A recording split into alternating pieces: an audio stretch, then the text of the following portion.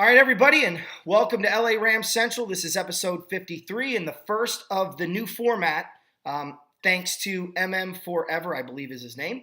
He was the one that recommended, and if that's not the right one, I'm sorry. Please comment, no, bro, it was me. What are you doing? Give me the credit. Whoever it was, and I thought it was him, made the suggestion that we do a split format.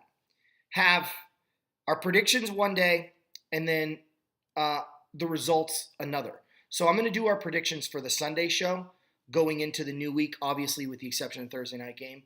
This episode's all going to be about covering the previous week. I did a little bit of this with the Rams, but I'm going to go into far more detail this week. So without further ado, I'm back with my partner in crime, Eric Lewicki. Go ahead and say hey to everyone. Hey, what's going on, everyone? How you doing? I think they're doing good. They're not going to be doing as good as you at the end of this week when I kick your butt in fantasy football. Just for the record, I'm 3-0 and you're about to be 2-2. I'm just telling you that right now. Yeah, keep dreaming, sweetheart. Hey, you know what? That's all right there, sweet cheeks. We'll get this figured out together here. You'll be 2-2. I'll be 4-0, and you'll be like, I don't know what happened. The problem is when me and Eric play, the average margin of victory is somewhere around 100 points. It's like never even close. You didn't pick up Detroit's defense this week, did you? No, not this week. Yeah, okay. I picked up the Falcons D, so we'll see if this pays off for me. I'm actually benching the Rams D this week. I know I'm stupid. I shouldn't do that, guys. I know. I'm a little leery of this Dallas game. We'll get to that on the Sunday show. All right. I want to start with the Sunday or the we'll do the Thursday game last because it's the Rams. Otherwise, we do it first. So Baltimore, Jacksonville in the who gives a flying flip game of the week because everyone thought the same thing I did. It'll be, 102-0 Baltimore. Boy, were we wrong. This week opened with a punch in the gut. 44 points for the Jaguars. I think that's more points that they've scored than they've done in the last two seasons combined in one game. I'm being facetious. You guys haven't been that bad. Our offense has been that bad, not yours. But man, what a showing by the Jaguars, bro. Defense, offense, special teams. It was, they played like the team everyone thought they were going to be a year ago. Do you agree? I agree. I'd like to say three things about this game. Go ahead. Okay. Number one, Baltimore. Way to leave your team in the States getting ready for Pittsburgh. Two, Joe Flacco, if all of your pass attempts hit the ground and were incomplete, you'd have a higher QBR rating than you had when the game was finished. Number three, if there's ever going to be relocation, Jacksonville just solidified themselves going to London. No kidding. It's their home away from home. It's crazy. Yeah, I was impressed. If you're a Jaguar fan, you have every reason to be jumping up and down going, we're 2-1. You got a quality win at Houston. You played a tough Tennessee team at home. And then you went to your second home in London, and you absolutely sent a message to the rest of the league that you may be something for real. So I give a lot of credit to the Jaguars. I was impressed. All right. The next game, Eric, is another one that just if the Jaguars game wasn't a sign, this one was. The Bills over the Broncos 26-16. Are you kidding me? What happened in Buffalo?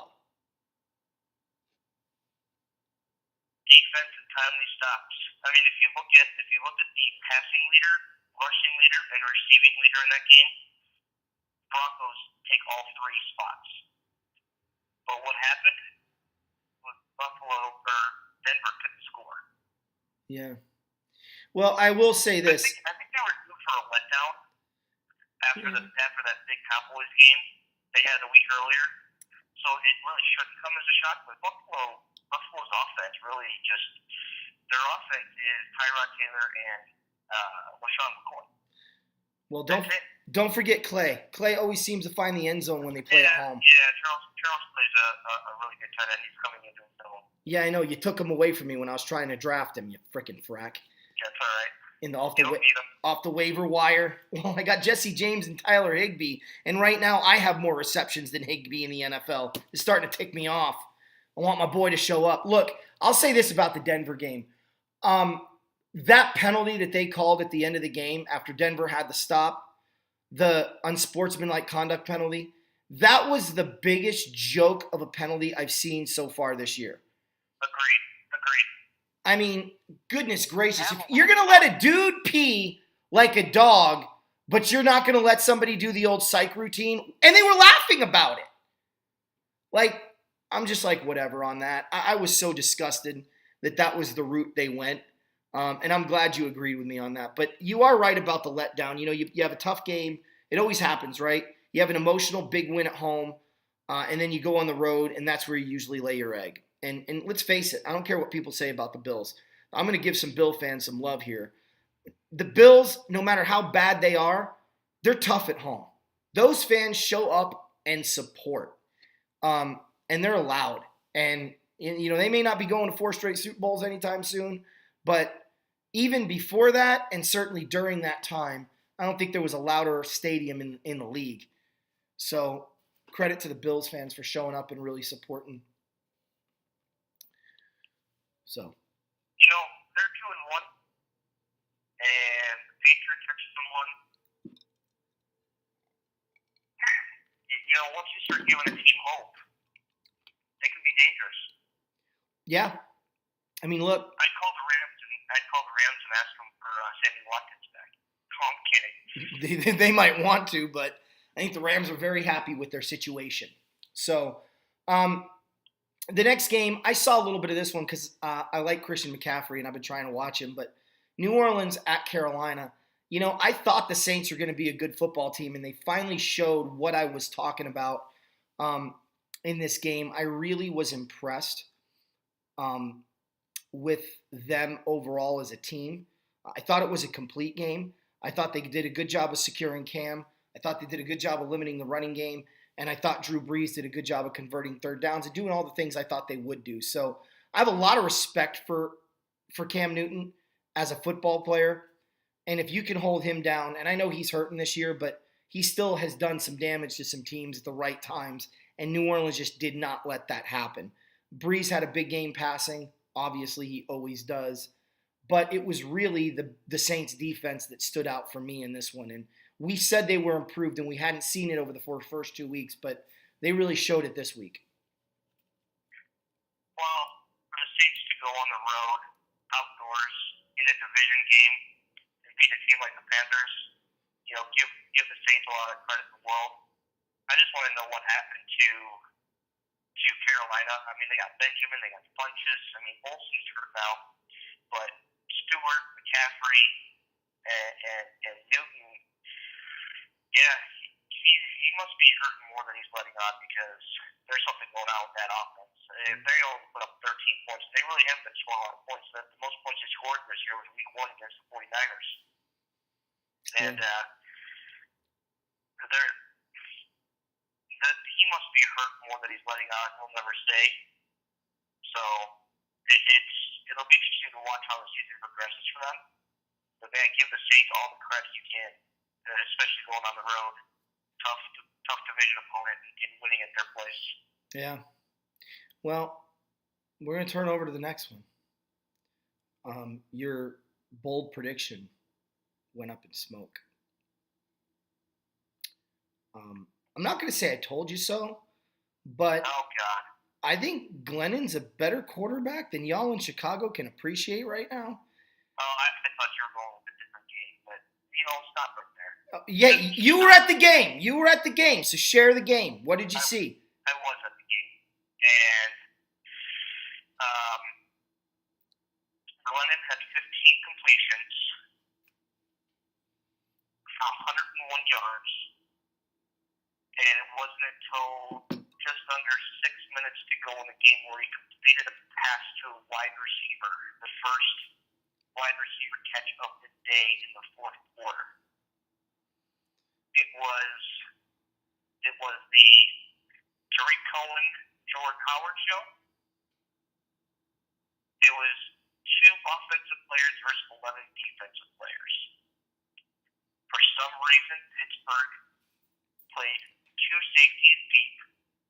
I don't know why, but they could have easily stopped the run if they wanted to. Their offense was above average. Roethlisberger was hitting Brown. Brown had 110 yards receiving. Roethlisberger had 275 yards passing. First offensive play of the game, Pittsburgh got the ball, then threw deep to Marcus Wheaton, who had about 5 steps on the Bears quarterback, and went right off the ends of his fingers. That play right there changed the whole dynamic of the game. Yeah. Bears got 2 early turnovers. They capitalized. Sure, they turned the ball over twice later on in the game, but just watching what Howard and Cohen were doing on offense, and it's amazing, just amazing, how they were able to shred that Pittsburgh defense for over 220 yards rushing. If I'm the Steelers, I'm looking at their key quarter and I'm saying, there's something has to be done here. Something must be done here and now. Because that's not Pittsburgh Steelers football. Because I guarantee you this. If Pittsburgh was here 5 years ago with Troy Polamalu at safety, I guarantee you Polamalu would have been playing D-tackle. Because that's how he knew how to stop the run. Yeah. Well, I give the credit to the Bears. They did not let down. There was a couple of times where it was iffy at the game as far as where they were on the field. And the Bears fumbled 7 times and recovered 6 of them. yeah, it's like the Rams in the preseason game. Talk about the ball bouncing your way. Yeah. Well, So they didn't win because of Glennon. They won in spite of Glennon. hey, those are 15 good completions. I don't want to hear it. Hey, he did better than Flacco. You know, it's funny you say that. You know what the longest completion travel that Glennon threw? 5 yards. 9 yards. Oh, jeez. You know what the shortest pass Flacco threw was? -3. -45 on the pick 6. Look, are you happy the Bears won, though, being a Bears fan? You know, being there is a lot different than being on your couch. I will tell you that right now. Yeah, of course. And 40% of the stadium was Steeler fans. They were loud. They were respectful. They're a great group of fans to talk football with, to cheer alongside with. They're knowledgeable. You know, Chicago and Pittsburgh are very identical cities. Blue collar, hardworking. You know, factories in both cities closed down way back when. You know, they had the steel mills. Chicago had like, I don't know what the correct terminology is, but like the meat lockers where Yeah. they would have slaughterhouses. Right. Slaughterhouses. Yeah. And so, it's a lot of tradition between the two teams. Obviously, House and Rudy. A lot of championships between the two teams. Super Bowls for the Steelers, World Championships for the Bears. But no, they were fun. They were enjoyable. One Steelers fan actually said to me, said as he was sitting behind me, he's like, "Man, y'all cheered for a first down." And I'm thinking to myself, dude, you have a big Heinz ketchup bottle at the end of one end zone, and every time you get to red zone, the ketchup bottle lights up and it moves up and down, saying you're in the red zone. So don't tell me that we just root for first downs. It's just something that we do as Bears fans when we're at the game. Just like something that Steelers fans get to see when they're at Heinz Field. Yeah. But, you know, AFC, NFC, you know, they're not a hated rival, but the Bears are 12-1 all time in Chicago against the Steelers. That's crazy.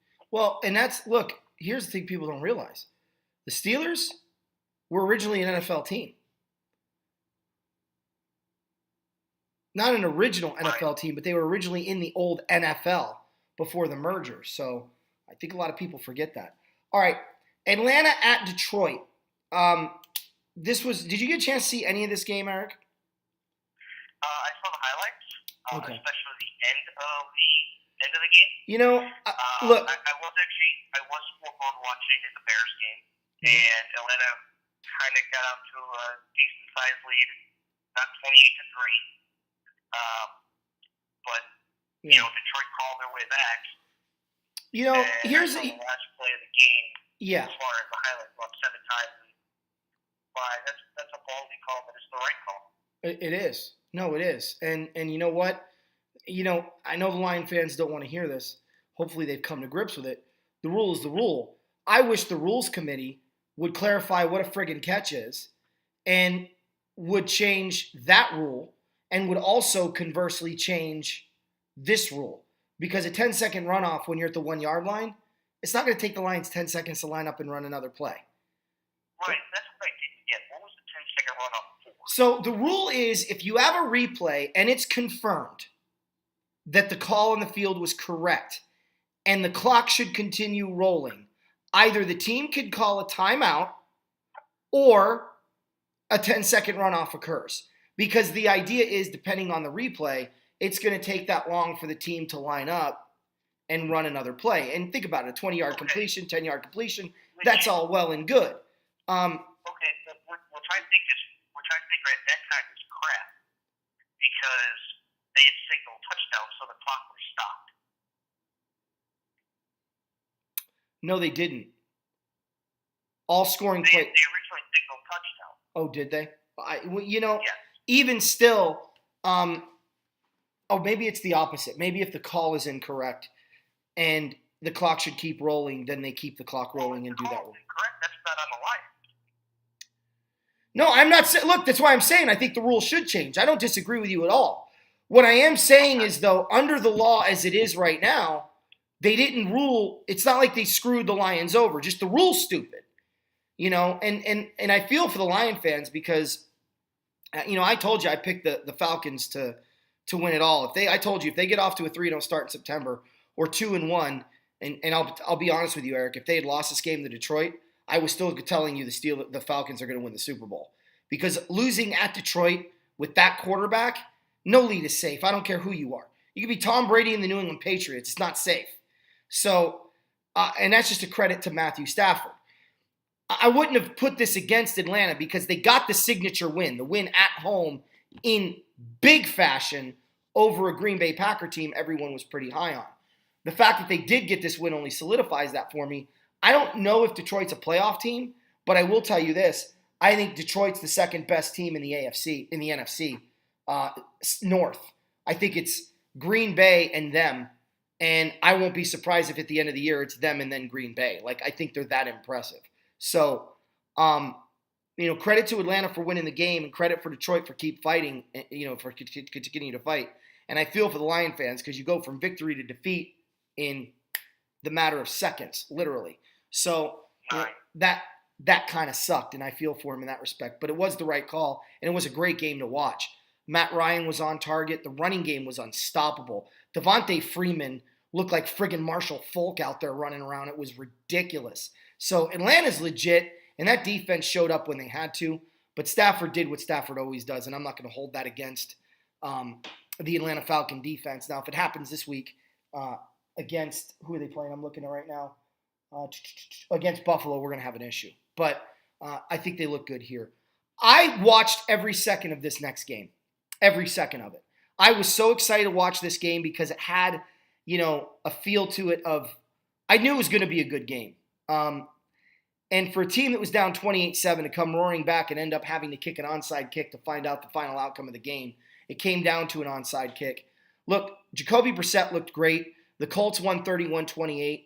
And this is where the NFL experts, and I'm using the bunny ears on that, really missed the boat. When you sit here and talk about, we don't watch these teams that we don't care about, man, you're missing out on some good football. DeShone Kizer really played well at the end of the game. A couple of the picks weren't his fault. Kenny Britt, thank God he's not a Ram anymore. That guy, I swear to God, I wouldn't trust him with a child. He would drop it too. I mean, the man has hands of brick. He must have dropped 7 or 8 passes in this game, and 3 of them he dropped either led to interceptions or drive-killing drops. And I just, Kenny Britt's garbage. I'm sorry. He was garbage in Tennessee. He was garbage in L.A., in St. Louis, and he's garbage in Cleveland. But, Duke Johnson looked really good. The defense, when they finally figured out what to do, they locked down the Colts and they locked them down. But Jacoby Brissett looked good. It was just an entertaining ball game, Eric. Right when you thought the game was going to be a blowout, back come the Brownies. And I really want people to know, if you're in Cleveland, you're not going to have a bad year this year. 6-10 or 5-11, that's a hell of an improvement from 1-15, and the team is better. They are indeed better. And I think Indianapolis, the reason they look so bad against the Rams, Eric, is because the Rams are that damn good. And I think people are going to realize that when the year is over, because they look good against Arizona in defeat, and they look good in this one at home against the Browns. Now, I'm not saying that the Colts are a great football team. I still think they're going to have a long year. But the Rams are better than people think they are, and the Rams exposed that against Indy. So people just didn't realize it because it was the Colts.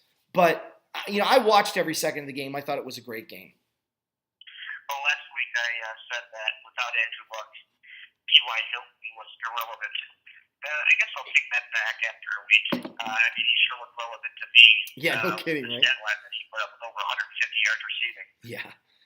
Be nice to have him on your fantasy team this week, huh? Yeah, no kidding. All right. Look, I'm not one to brag. I'm not one to say I told you so. But I hit. Yeah, but you're going to tell me you told me so. No, I'm just going to point out the fact that, I busted out a statistic last week, and I told you that Case Keenum's best game last year as a Ram was against 2 teams, the Buccaneers and the Lions.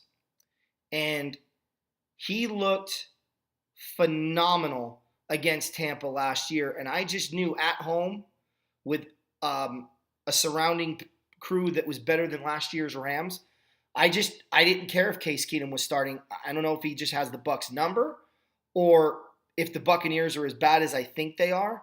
I'm actually thinking about picking the Giants this week because I think New York showed a lot, although I'm back and forth on that one, so I'm glad we're not doing our predictions yet. But look, I was right, and it's not that I made that pick. It's a lot like the Redskins pick. I didn't just pull this out of my rear end and hope like I've done in the past. I've done my homework. I watched the preseason games, and this one was solely based on what I saw happen in years past. So Case Keenum and the Vikings won 34-17. Any input on that game as we move on? I just want to know when John Elway took over Case Keenum's body. Well, against the Buccaneers, that's when. He was playing the ball all over the field. Yeah. The only person he didn't really throw to was Kyle Rudolph. Poor guy. One catch. 9 yards. That was it. Well, hopefully he doesn't hit Thielen this week because I need to beat you in fantasy. So, I can't argue with the statement. This was probably the game of the week. Houston at New England. What a showing for Deshaun Watson, huh? Yeah, no kidding. How he was able to go into New England, put up those numbers that he did against the reigning Super Bowl champs. And it's like New England didn't have an answer for him on defense. When your best defender is still out, there's going to be holes to run through. Yeah. And Watson is the first quarterback to have over 300 yards and 40 yards rushing since 2011 against the Patriots. Yeah. So, kudos to Watson. He is really getting into a comfort zone playing quarterback for the Texans. What the hell were it's not going to be too late. There's going to happen any day now where, DeAndre Hopkins has, a huge game, and Fuller's coming back this week. Oh. And he's going to have a huge game, and that running game is going to be potent with Miller and Ford. Yeah. Look, I don't know what the Bears were thinking passing up on him for Mitchell Trubisky. He was obviously the best quarterback in this draft. I don't know why so many teams just passed up on him. Even Kansas City going with Mahomes. What the hell is going on? Like, watch the film. It wasn't hard to know that Watson was the best football player coming out of this draft. Hands down. Better than Myles Garrett. I'm sorry, he was. I can't argue this. And the only thing that I can tell you is, living here in Chicago, all we hear about is 13 collegiate starts for Mitchell Trubisky. So if that's such a hang-up, why didn't you select Deshaun Watson? They must have seen something in Watson they didn't like, but I don't know. Collegiate champion, yeah, I guess I don't like that either. Yeah, I mean, just, he's Michael Vick without the arrogance.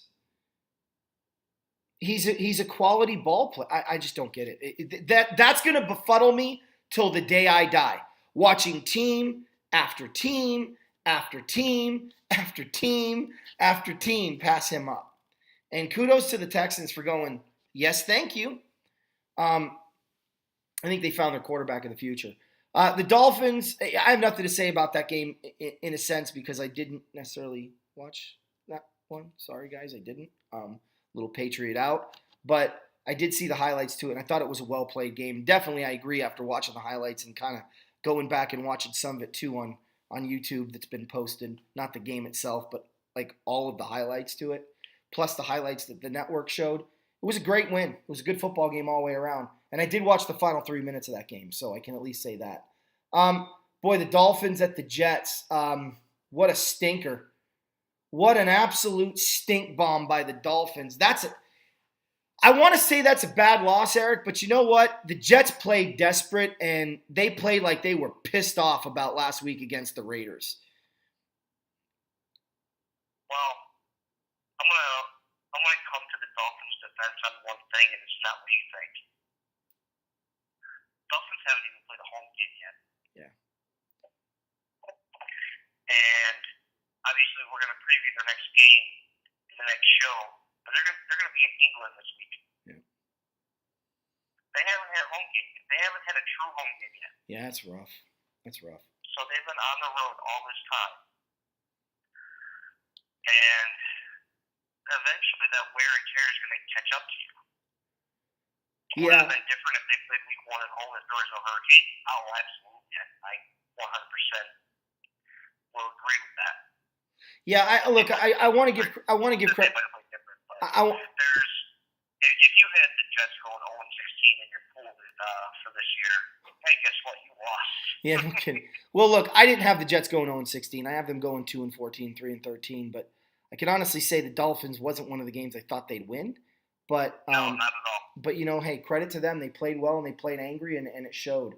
So, Giants and Eagles. Do you want to take this one, Eric? Well, the Giants didn't score points until the fourth quarter, where they ended up going up 21-14 at one point. Eli again looks lost. Odell Beckham acts like a 4-year-old after he scores a touchdown. I wonder if anybody's ever told him, hey, act like you've never been there. Yeah. They still have no running game. Carson Wentz is the real deal. And, credit their rookie kicker for the Eagles to have calm nerves and get good leg on the ball for a 61-yarder. I mean, that's unheard of. 61-yarder. 61 It outdoors. could never happen or anything, but kudos to him. That's a huge kick in a pressure situation. Yeah. And even if he doesn't make it, they're going to overtime anyways. Yeah. But Eagles showed poise, and I watched the play on the last drive. They started at their 35 something. Well, because of a bad kick. And then a 19-yard pass to Alshon Jeffrey, who was able to get out of bounds because two Giants players kind of collided with each other. Dude, it's a comedy of errors. Look, I think the Giants will be better as the year goes on, but right now, Ben McAdoo, your seat is officially on fire. So, hope you enjoy that hot seat because it's only going to get hotter. Look, I'm gonna go on a limb and say it right now. I think the best football player on the New York Giants is Sterling Shepard. Yeah, one game he had, huh? Right? I mean, you could say what you want about Odell Beckham, and I know he's going to put up the numbers, but as far as consistency, as far as being able to keep his head in the game, as far as not being a child, as far as being an overall football player, I'll take Sterling Shepard over Odell Beckham Jr. every single day, every day. And you know what? You may win more games than me, but you know something? In the long run, I'm going to have more of a sturdy football team. And my locker room is going to be a hell of a lot better than yours. And that's just the reality of it. And I like the kid. I think he's a good wide receiver. Look, this is the one I spent my entire time watching, and there was nothing better than watching the Tennessee Titans give an old-fashioned beat down to the Seattle Seahawks. And I know the score was 33-27, but there was no doubt the Titans were going to win that football game. There just wasn't. Seattle had no answer for their offense. None. They got taken to the woodshed. They were told to pick a switch off the hickory tree, and they beat them like a rabid dog with it until they stopped moving. And DeMarco Murray had a hell of a run. That offensive line looked as good as advertised. Marcus Mariota was on point. Juju Smith. Is it Juju Smith? Juno Smith. Looks really good as a tight end coming out of the backfield.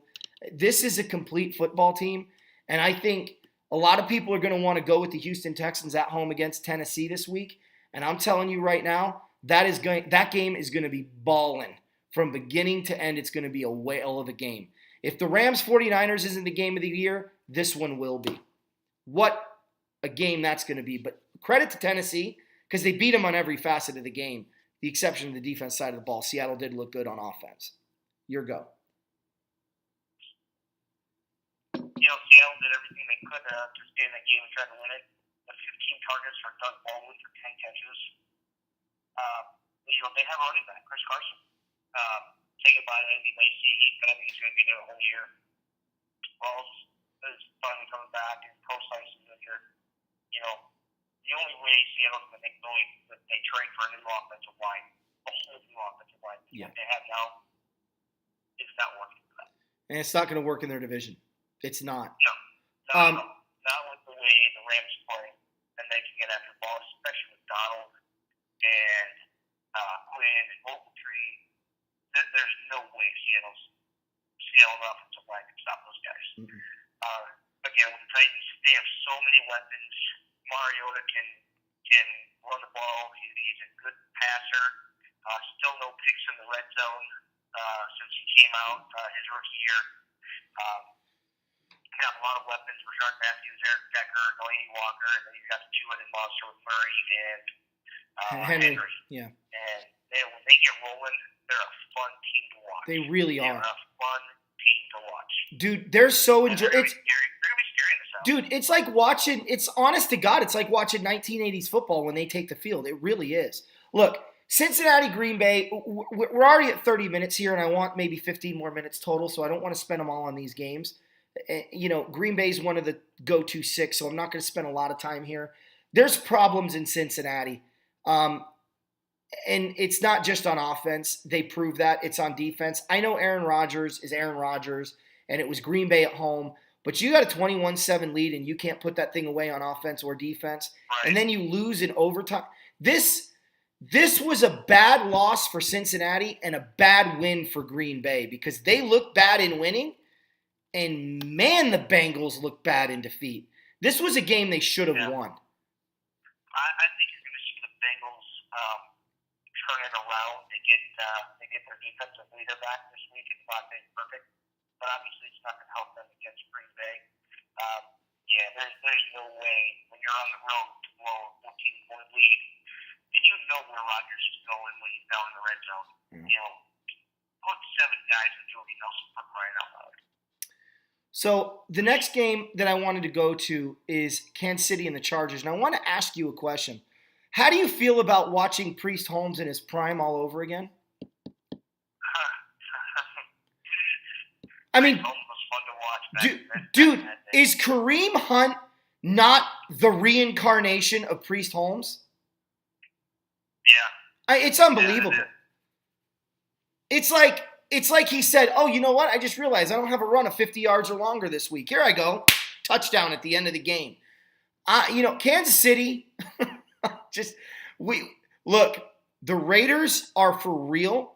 And I'm telling you right now, there are few regular season events worth watching.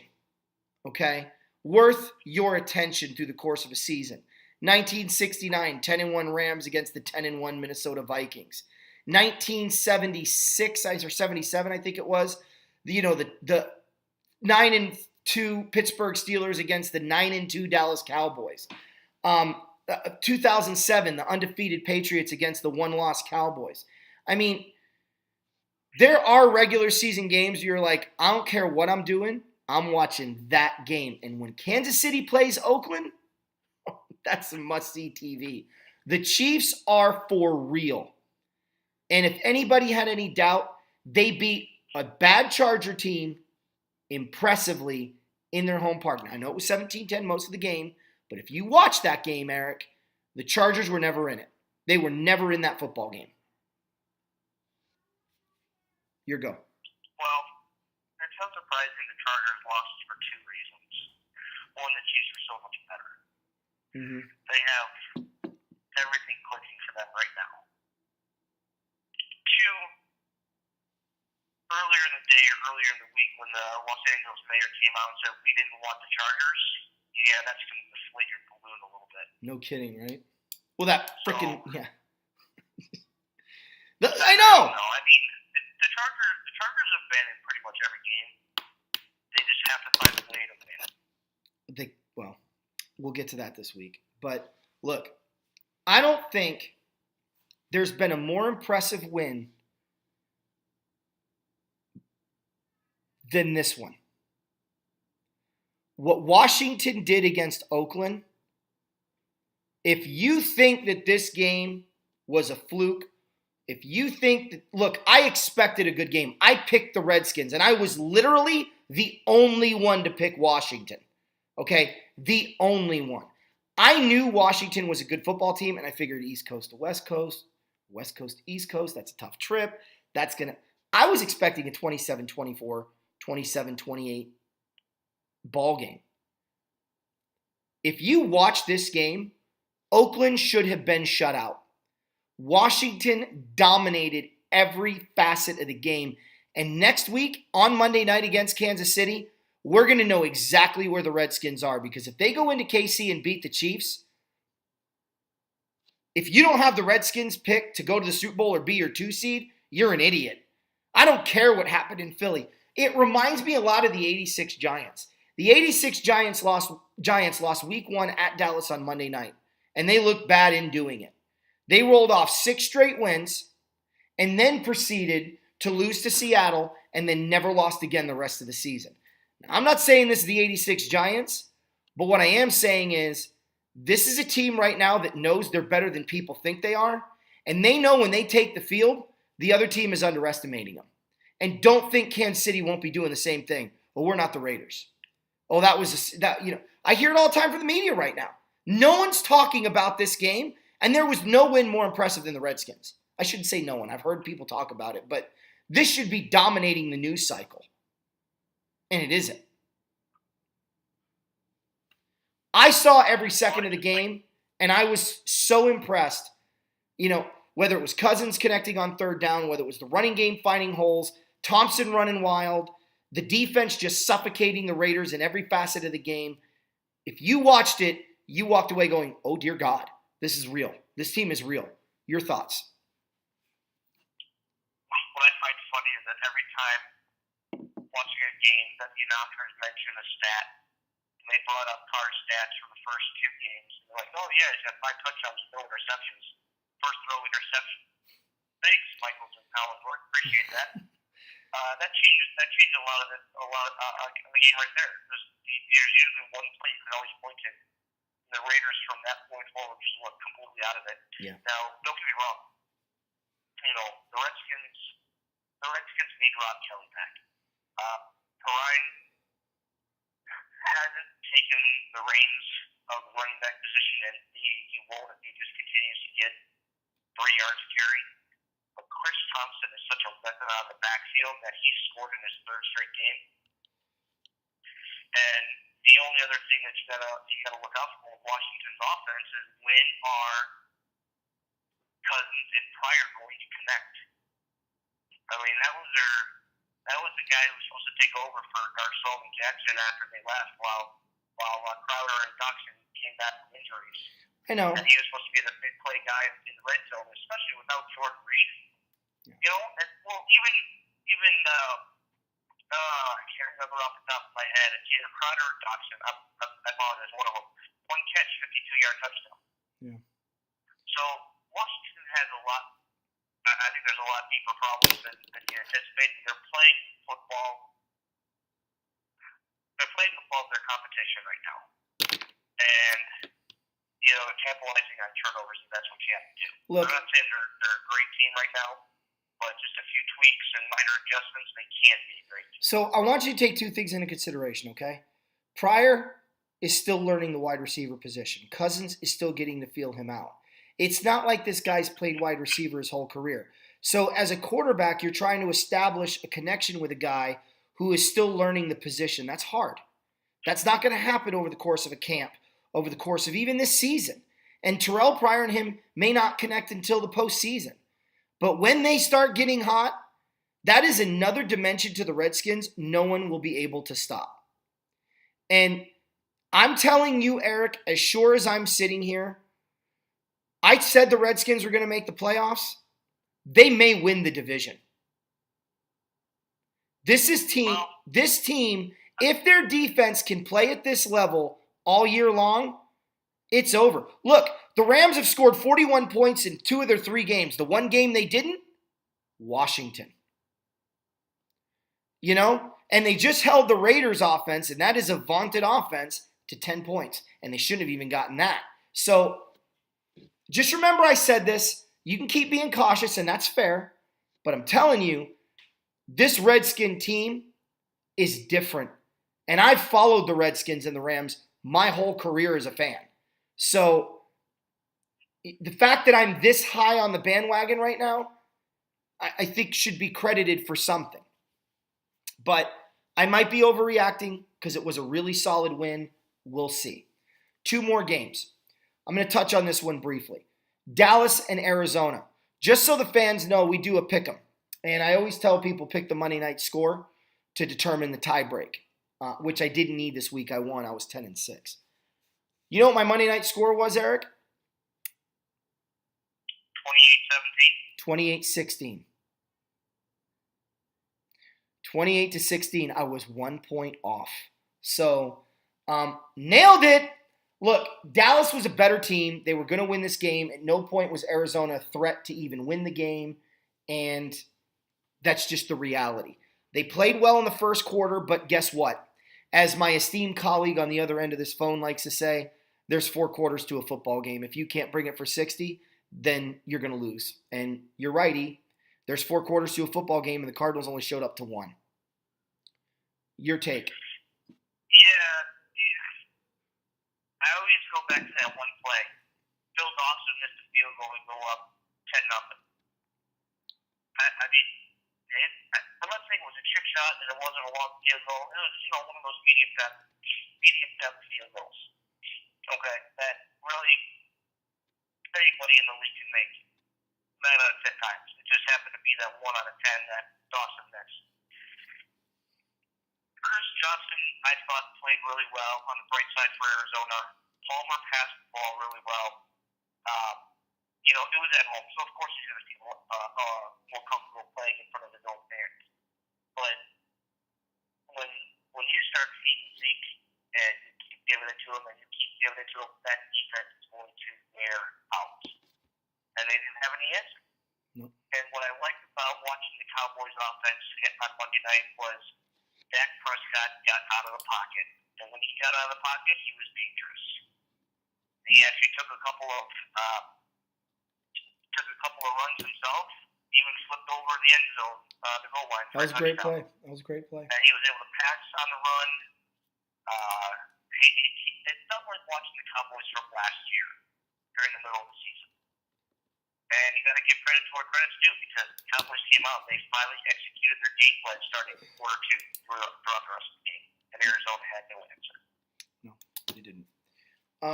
All right, let's go to the main game, the one that I want to spend some time on here. So I'm going to throw out some statistics for you here. Through 3 games, Jared Goff has 1 interception. He has as many interceptions through 3 games in his second year as the esteemed Peyton Manning had. Now, I'm not saying he's Peyton Manning. God knows I don't want him to be. I'd much rather him be a good quarterback in the regular season and then be much better than Peyton Manning in the postseason because, having a 7-130 record in the postseason is not something I'm looking forward to having. And I'm being sarcastic on those numbers. I know they're not that bad, but they're bad. Goff is doing what he's supposed to do. He's showing improvement. I always thought it was stupid, and I did a show on it. You don't get on this kid after 7 games. You don't get on this kid after 1 year. And you don't get on his bandwagon after 7 games, after one good season, if that's what this turns out to be. But you're aware of it. I get irritated, though. I hear guys say on the show, the Bomani Jones or whatever, Bomani and I don't know, Jacoby and Jalen show. Are we ready to say that Jacoby Brissett is the next great quarterback to arrive in the National Football League? And the other guy said no, and he's like, well, I disagree. Are you kidding me? He beat the Browns. Jared Goff beat the Colts. His football team, no, they're not real. They're fake. They look good against Washington. No, they're not good. They lost. They beat San Francisco. No, not good. Listen to these numbers. 22 of 28 for 292 yards, 3 touchdowns, and no interceptions on the road against a desperate football team. He's thrown 1 pick all year long, and it was at the end of the game against Washington. Goff's improved, and he looks good, and he's opening up the running game. Now, I know Watkins, that was a big deal in this game, and I'm sure you're going to touch on them.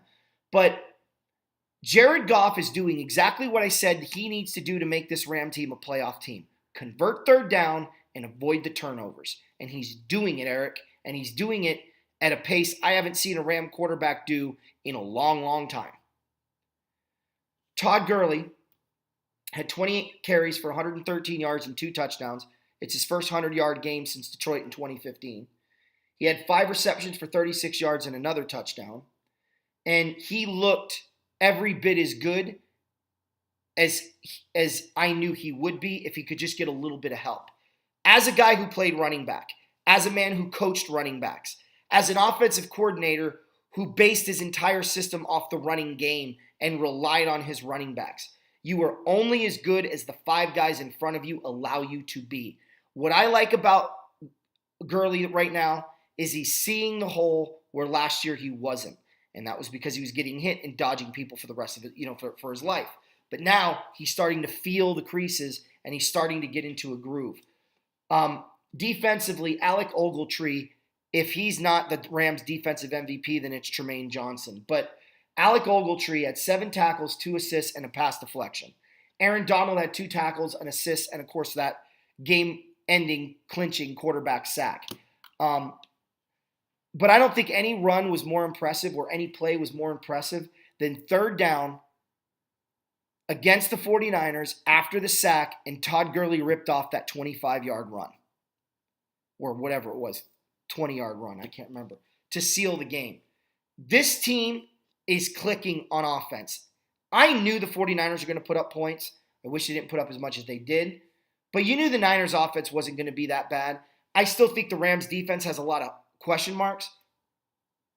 But man, they look good in victory. And I agree, this might have been the game of the year so far. You go. Well, I think the Rams,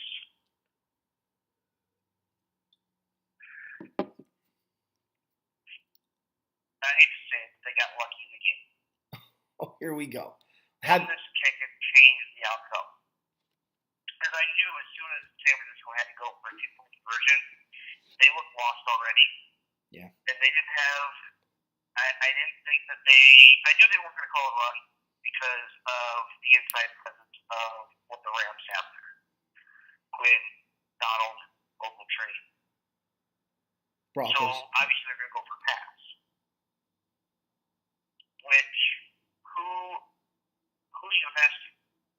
Well, yeah, you're definitely going to be all over Pierre Garçon. So you need to find a second and third option, which San Francisco doesn't have that they can trust. Hoyer played well. I'm very surprised what the 49ers were able to do on offense. But again, the Rams defense, they let up a lot of yards, a lot of passing yards, 142 yards to Garcon.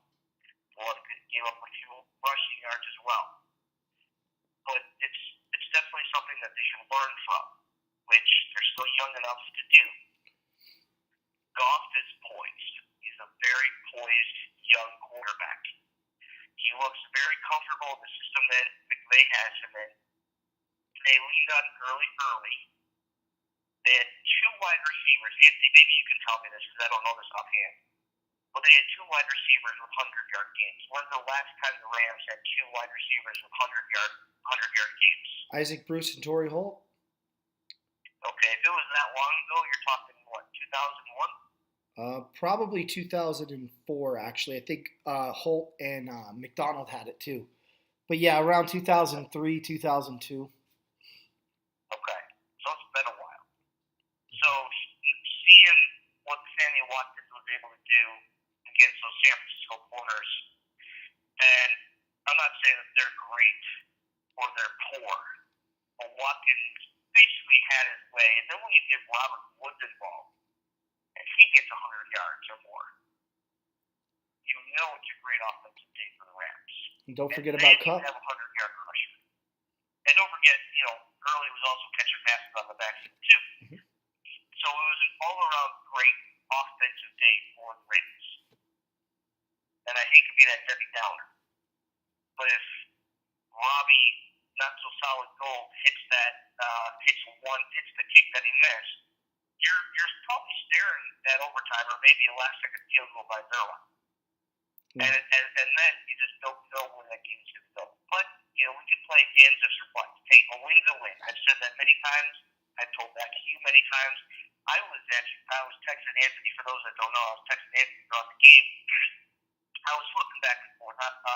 For those that don't know me, I'm a huge baseball fan, and the Cubs were playing that night, and I was flipping back and forth, and I was just surprised at how close the score was at times. And the Rams had like a two-score lead most of the night, and the 49ers kept coming back, and they recovered an onside kick. And I texted you. I said, "Is the score really this close? Yeah. I mean, it should be this close." Yeah. And it took you a while to respond because I know you're really heavily involved in the game, but don't get me wrong when I say this. I am happy the Rams won. I cannot stand the 49ers myself. Okay? One of three NFC teams I don't like. Mainly because of what happened in the 80s between 49ers and Bears. Yeah, of course. That's me and how I view it and why I don't like it. I'm just happy that the Rams were able to get the win in that game. And as I told you before that game, throw out the records. You did. You did. The Rams were 1-1, the Niners were 0-2. Okay, small sample size for the season, but if that's in week 6, week 7, the Rams are 5-2, and the Niners are 1-6 or 2-5, and a game like that happens again, throw out the records because you never know how close that game is going to be. No, and they play again at the end of the year in LA, so we'll see how that goes. Last thing before we jump into the rant, if you will, Chicago at Green Bay Thursday night. I'm picking the Packers. I have no reason to pick the Bears at this point. I know they had an impressive win against Pittsburgh. I'm expecting a letdown on the road, short day's rest against a rested Packer team. I won't be surprised if there are some empty seats in Green Bay. I'll let you explain that later. But if there's what? Empty seats in Green Bay. But I'll explain. Oh. But huh? I said, oh. Yeah, but you can explain that later. But I think the Packers are going to win this one. Again, it's a rival, so throw records out the window. But I do think Green Bay will win the game. Whether it's like the Rams did or it's, like the Jaguars did against the Ravens or something in between. But Green Bay should win. Well, if the Bears would have lost at home against Pittsburgh, I'd have a completely different view on this game. Long story short,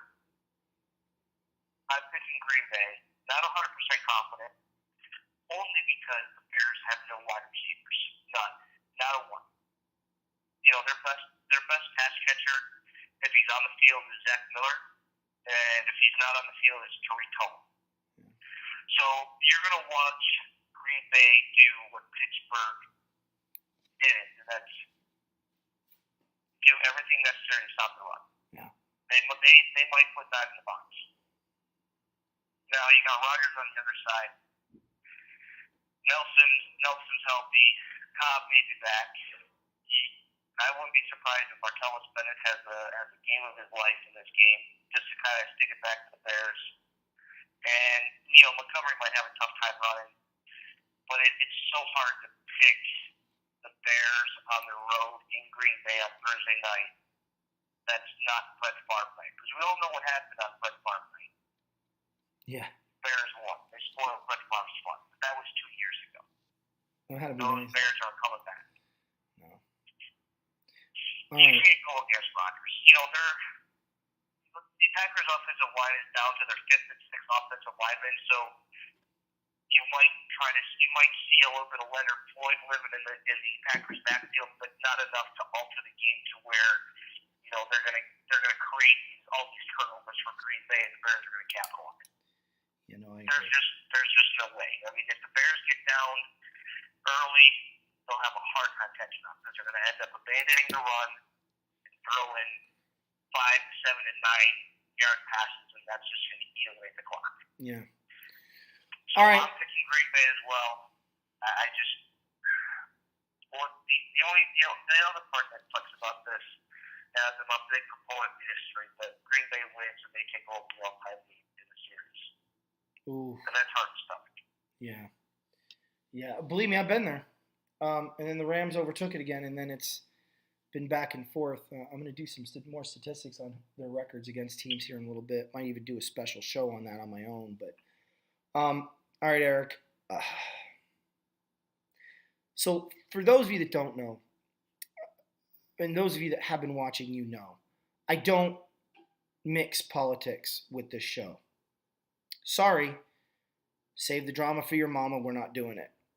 But in the events that were this weekend, I think we would be remiss to not at least report what was seen by somebody who was at the stadium.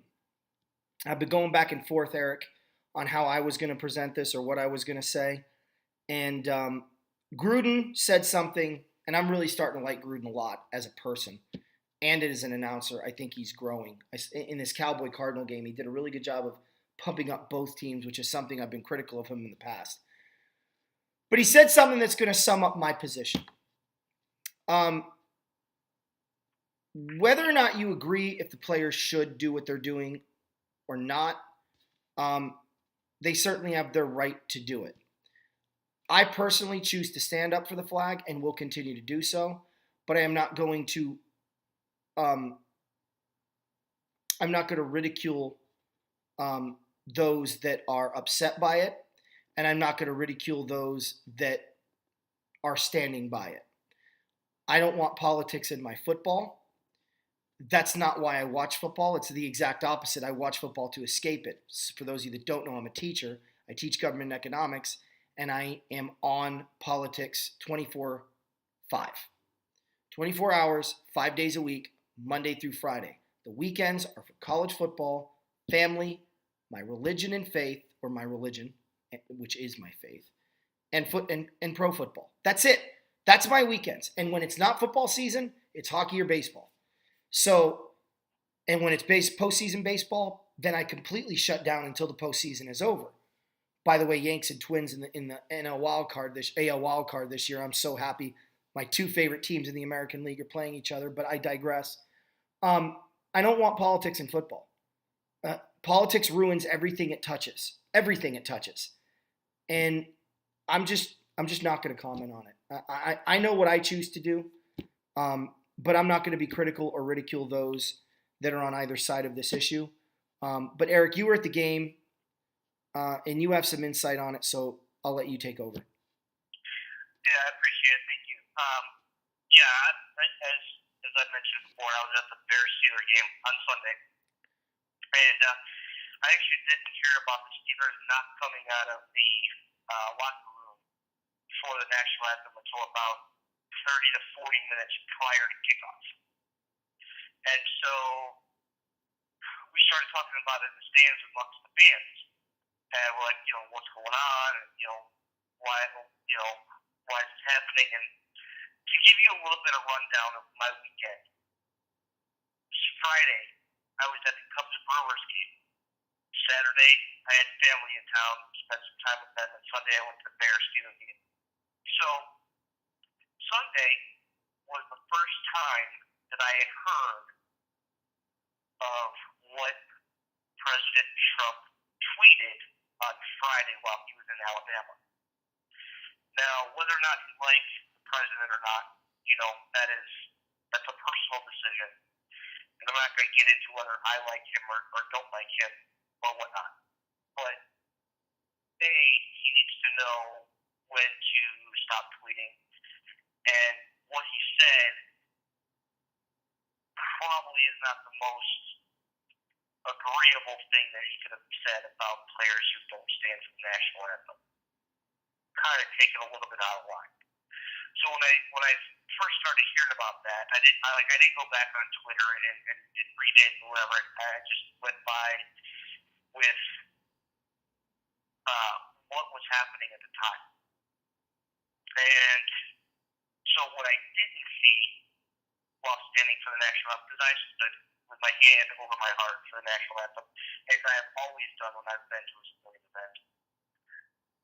What I didn't realize at the time was that one Steelers player who served overseas in the Army, Alejandro Villanueva, was the lowest Steelers player to actually be seen outside with his hand over his heart for the national anthem. Once the Steelers came back on the field, all booing ensued. Like, it was probably some of the loudest booing that I've heard at a sporting event. Were there Steeler fans booing too? Yes. Okay. Yes, there were. There were a lot of unhappy people about it. Now, from what I also read, is that 3 teams stayed in the locker room. The Steelers, the Seahawks, and Titans. Coincidentally, 2 out of 3 of those teams lost, and only because 2 of those teams faced off against each other. Yeah. I'm not saying it's karma or anything like that. Maybe it was a bad day. I don't know. But it's just, I just find it kind of funny that 2 out of those 3 teams lost. So, in hindsight, a lot of those, from what I read from other teams, is that a lot of those teams spent a lot of Saturday talking about what they wanted to do. And it just seemed like it wasn't all on a united front on what they wanted to do, except for a few teams. Cowboys and Cardinals, if you watch the Monday night game, they all first knelt in locked arms and then stood up in locked arms. The Bears locked arms. The Bears are in a peculiar situation. They play in a place called Soldier Field. So I'm fairly confident that you're not going to see certain players kneel, certain players interlock arms, and certain players just stand with their hand over their heart. I mean, the only way to rectify the situation, and I know everybody has their own opinion on how they want to do things. However, as soon as you put that uniform on and represent not only your football team and the organization and the city and even the fans as well, but there needs to be a little bit of unity, because if a team is half kneeling and half standing, how are they going to be on the football field? That's how I sort of look at it. Now, are things going to change for this weekend coming up? It's hard to say. Very hard to say. I've heard a few things from a few different players who have come out. Rashard Matthews, wide receiver for Tennessee, said he is kneeling until he gets an apology or hears an apology from the president. Now, who knows how soon that's going to happen? Who knows how long he's going to be needed for. Me personally, I don't foresee an apology coming. Therefore, I see Rashard Matthews kneeling for many games moving forward. That's how I see it. I don't know what everybody else is going to do. A lot of teams spend hours deciding what they want to do. And even James Harrison, the DN for Pittsburgh, kind of called out his teammate. He's like, I thought we all knew what we were going to do, but apparently not. But then, of course, you hear Villanueva's side of the story. He's like, we were all going in, and then the music started, and I stopped, and I turned around, and they were in the tunnel, and it just kind of seemed scripted to me.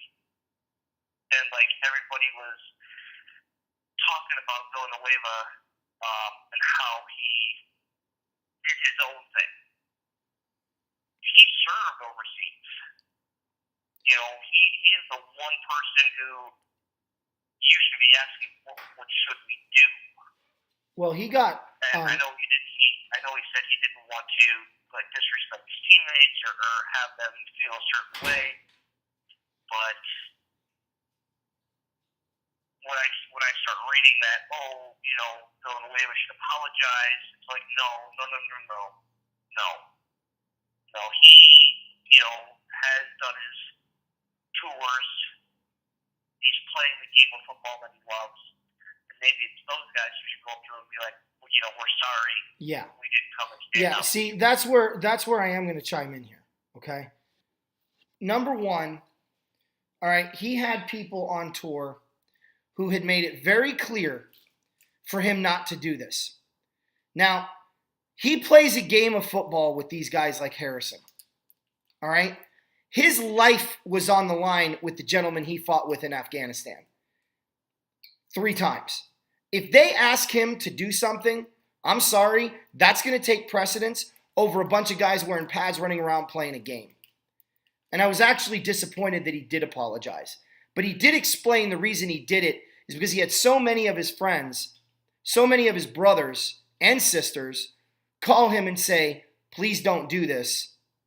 Please don't do this. And this is where the only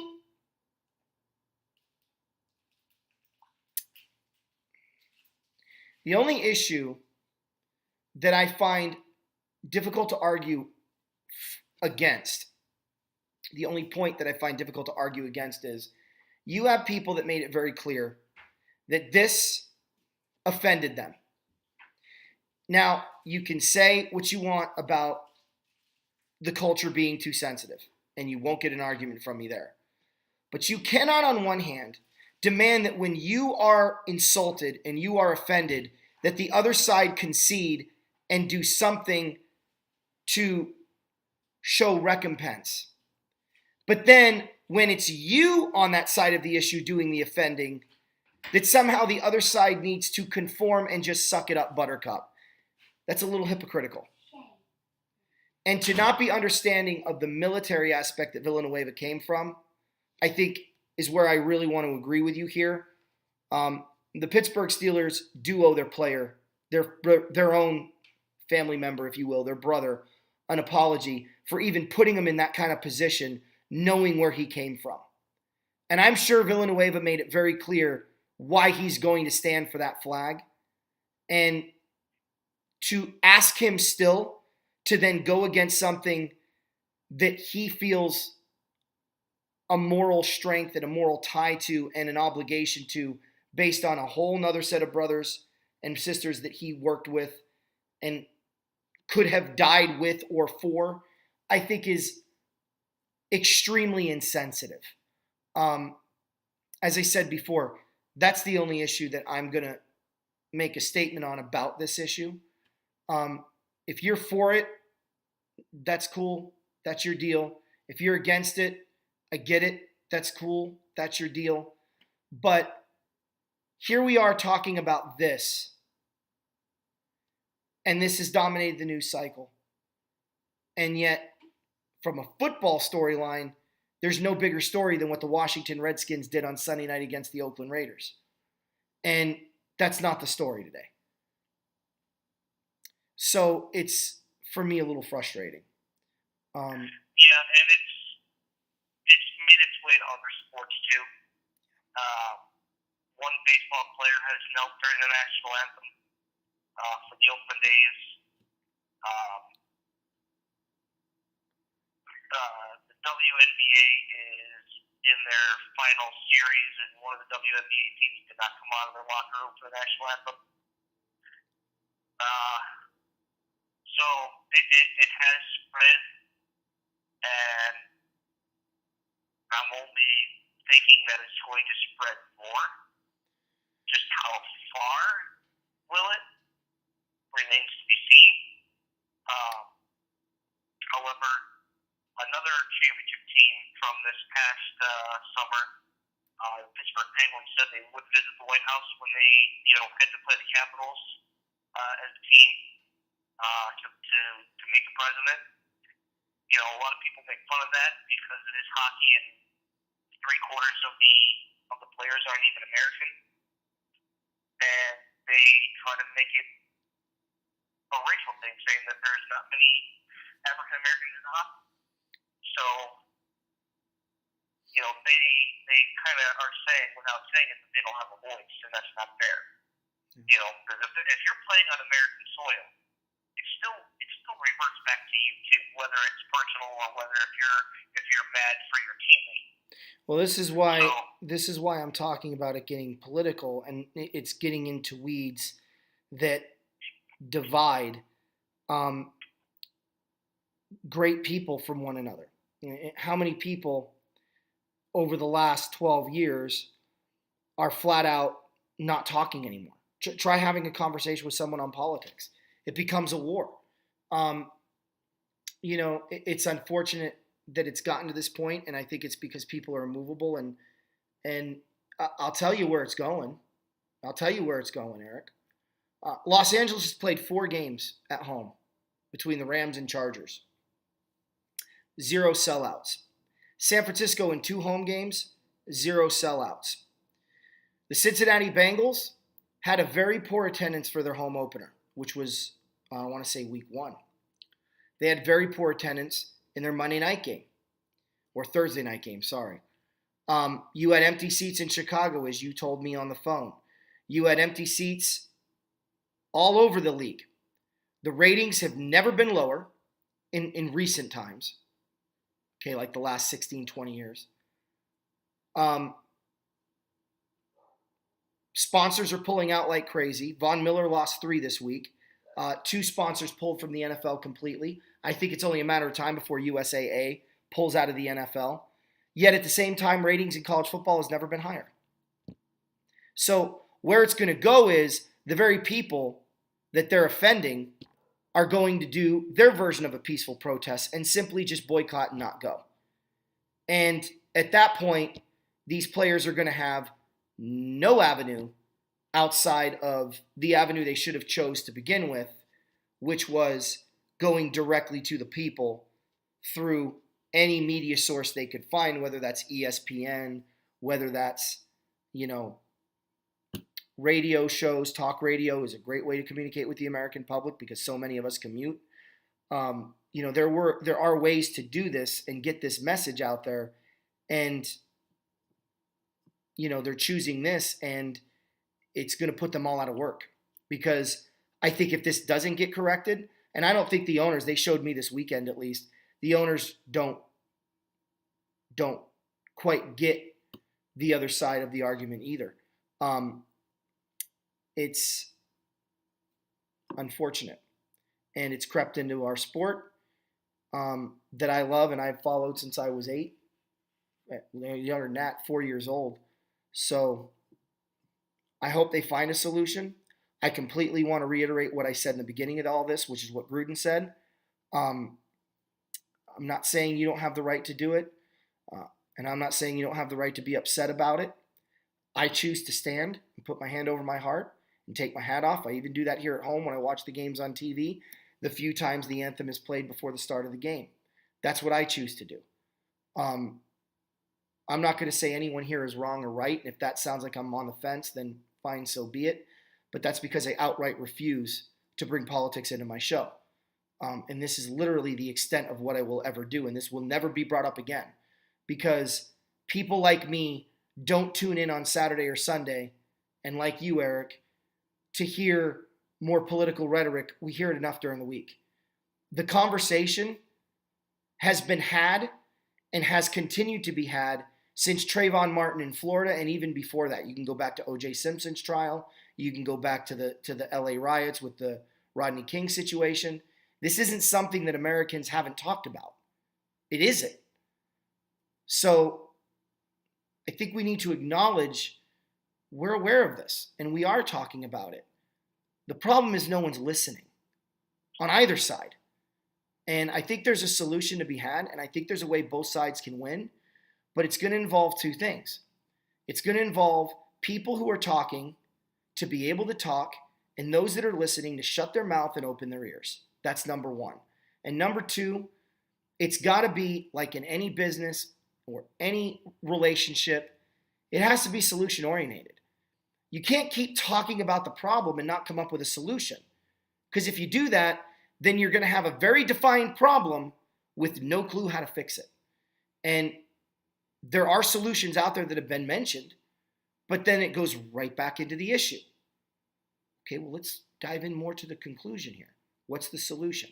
Body cameras, training, on both sides. For cops, I personally think when you take your driver's license at 16, you should have a crash course on how to deal with a police officer when you're pulled over. I think that could help a lot too. And you don't get your license till you take the class. I got to get a license.